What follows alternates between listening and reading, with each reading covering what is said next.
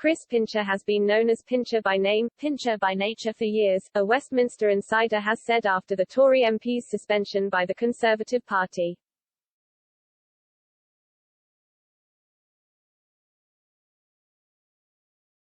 And another source said the revelations come as no surprise, as pressure continues to mount on Prime Minister Boris Johnson over his decision to declare the matter closed following Mr. Pincher's initial apology, especially after an intervention by Lord MacDonald of Salford, former Permanent Secretary at the Foreign Office.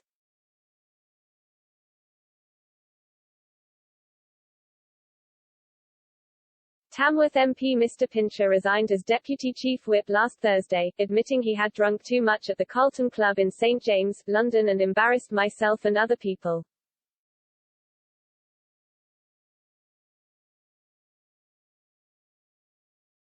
Initially Downing Street suggested the PM was happy to draw a line under the incident.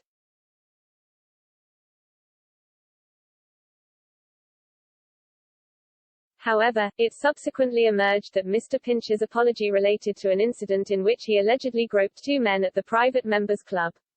As a result, he was reported to Parliament's behaviour watchdog, and in the meantime will sit as an independent.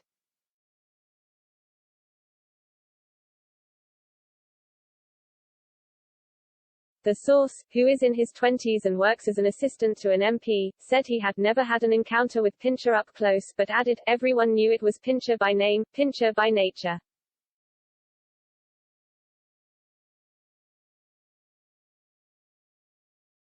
Dominic Cummings, Mr. Johnson's former special advisor, used the phrase in a tweet in which he claimed Mr. Johnson was fully aware of Mr. Pincher's reputation.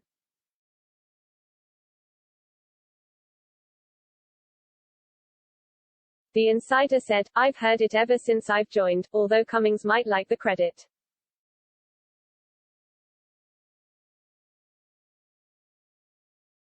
In May, in the wake of the revelations about booze-fueled parties at Downing Street at the height of the lockdown, and the subsequent publication of Sue Gray's report, the source painted a colourful picture of the alcohol-driven world of Westminster politics.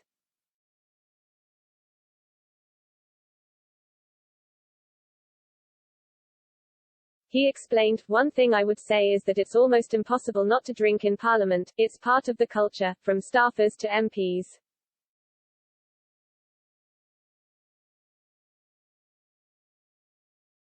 If you don't drink you do become almost a pariah in the sense that you have to do it. If you want to do your job well, you have to network, and if you want to network, you have to join the crowd.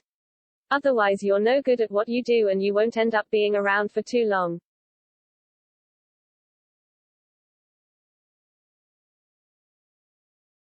You have to join in with it, you have to endorse it, but you also have to give back.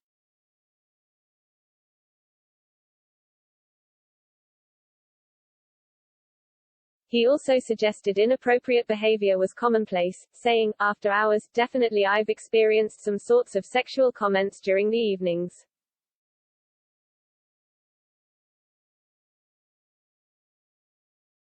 I would say that as a man, I have experienced just as many comments towards me of a sexual nature. It is definitely not just targeted towards women. I can't speak for a woman's experience, but just myself.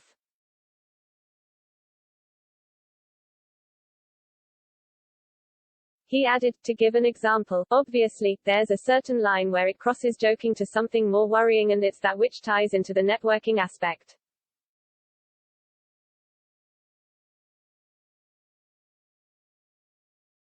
What happened was, early on when I was just coming into Parliament and working there, I was told there are certain MPs that you should work for and certain ones you shouldn't, and certain staffers you should be worried about talking to.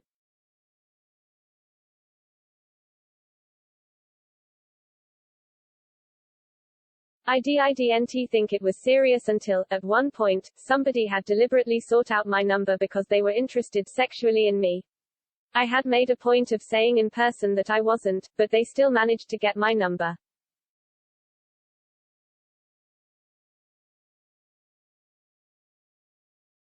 Another Westminster insider likewise said, nobody was surprised by recent developments, suggesting it was only a matter of time.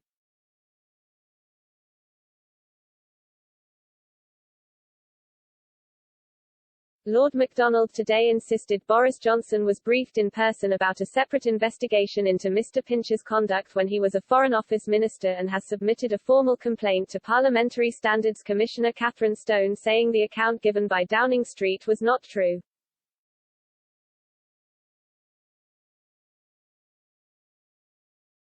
Earlier, Deputy Prime Minister Dominic Raab confirmed that Mr. Pincher had been investigated in October 2019 but denied it had led to any formal disciplinary action.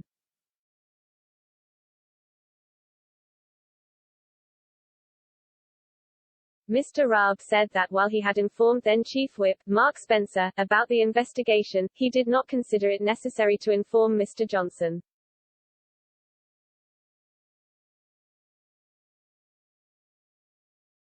Downing Street had said while Mr. Johnson was aware of concerns about Mr. Pincher when he made him Deputy Chief Whip in February, they had either been resolved or were unsubstantiated.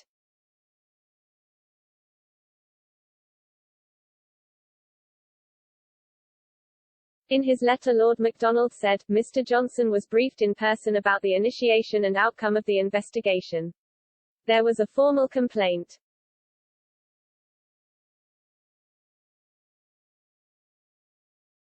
Allegations were resolved only in the sense that the investigation was completed, Mr. Pincher was not exonerated. To characterize the allegations as unsubstantiated is therefore wrong.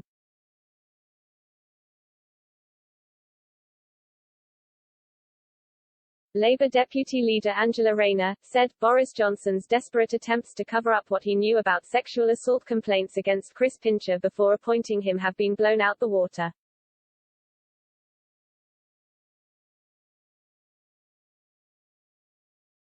It is now clear that the Prime Minister knew about the seriousness of these complaints but decided to promote this man to a senior position in government anyway.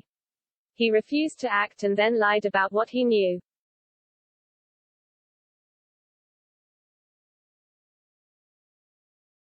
Mr. Pincher's resignation letter stated, "Last night I drank far too much. I've embarrassed myself and other people, which is the last thing I want to do, and for that I apologize to you and to those concerned.